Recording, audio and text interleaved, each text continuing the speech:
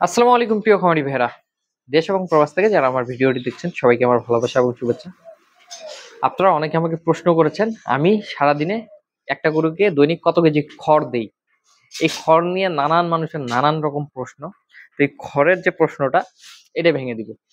প্রথমত, আপনাদের একটা কমন প্রশ্ন থাকে আমি গরুকে কি কি খাবার দিই। আমি শুধুমাত্র দানাদার এবং খড় দিই। আমি গরুকে কোনো প্রকার ঘাস দিই না। আমার কোনো ঘাসের অস্তিত্ব নাই। আমি কোথাও ঘাসও লাগাইনি। আমার কোনো ঘাসের জমিও নাই। আমি গরুকে ঘাস খাওয়াইও না। আমার গরু ঘাস ছাড়াই খুব সুন্দর ফ্যাটেনি হয় ইনশাল্লাহ। এবং যে গরুগুলো আনছি ১ সপ্তাহ ১০ দিন ১৫ দিন করে এক একটার বয়স হয়েছে, তাতেই চেহারা চেঞ্জ হয়ে গেছে অনেকটাই, মাশাল্লাহ। যাই হোক, এখন আপনারা যারা আমাকে প্রশ্ন করছেন যে দৈনিক কতটুকু খড় দিই, ভাই আমি দানাদার খাবার হিসেব করে খাওয়ালেও খড় কখনো হিসেব করে খাওয়াই না। আপনারা নিজেও কখনো খড় হিসেব করে খাওয়াবেন না। খড় হিসেব করে খাওয়ানোর জিনিস না। আপনারা এখন অনেকে বলবেন ভাই আমার অঞ্চলে খড়ের প্রচুর দাম।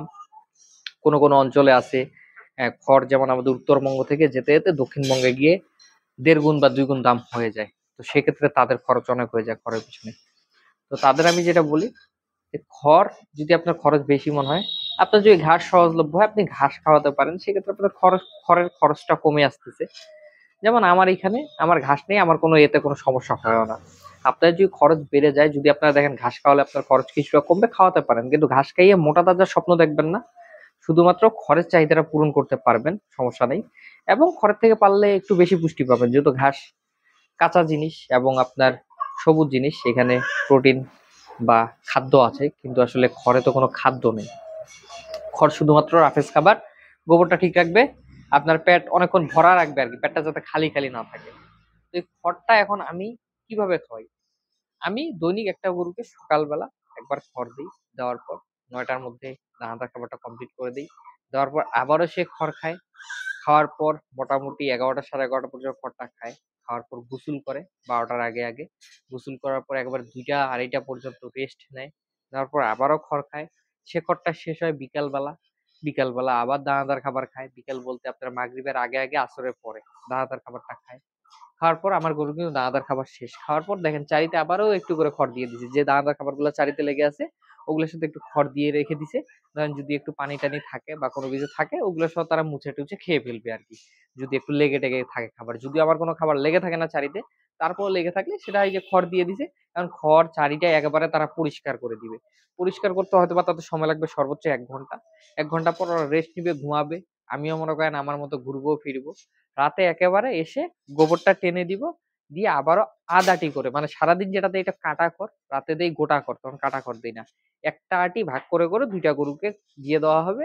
সেই খড়টা তারা খাবে। খেয়ে-দেয়ে তারা মনের আনন্দে ঘুমাবে ভাই। সারারাত তারা আর কোন খাবার খাবে না। তাইলে আমি কখন, কখন খড় দিচ্ছি? সকালে দিচ্ছি, দেওয়ার পর দানাদার খাবার দিচ্ছি। আবার দুপুরে দিচ্ছি, দেওয়ার পর গোসল দিচ্ছি।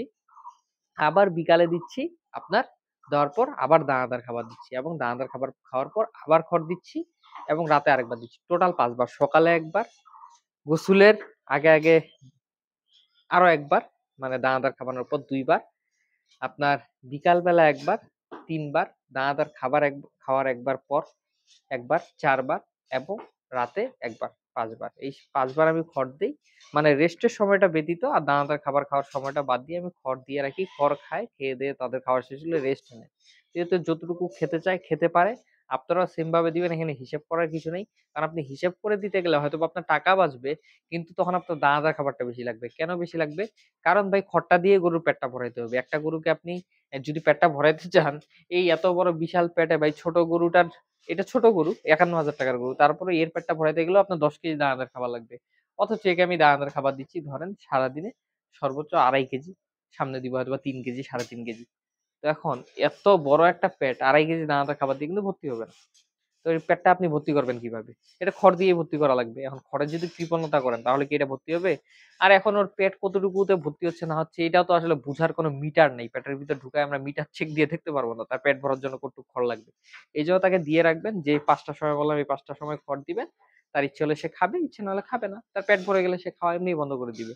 কোনো সমস্যা নেই। তো খড় আমরা মেপে দিব না, কিন্তু সময় নির্ধারণ করে দিব। সেই সময়ের মধ্যে যতটুক খেতে চায় খাবে, যতটুক খেতে পারে খাবে। কোনো সমস্যা নেই। ভিডিওটি যদি ভালো লাগে অবশ্যই আমার চ্যানেলটা সাবস্ক্রাইব করে রাখবেন। পাশাপাশি ভিডিওটাতে একটা লাইক দিয়ে রাখবেন। সবাই ভালো থাকবেন, সুস্থ থাকবেন। আসসালামু আলাইকুম।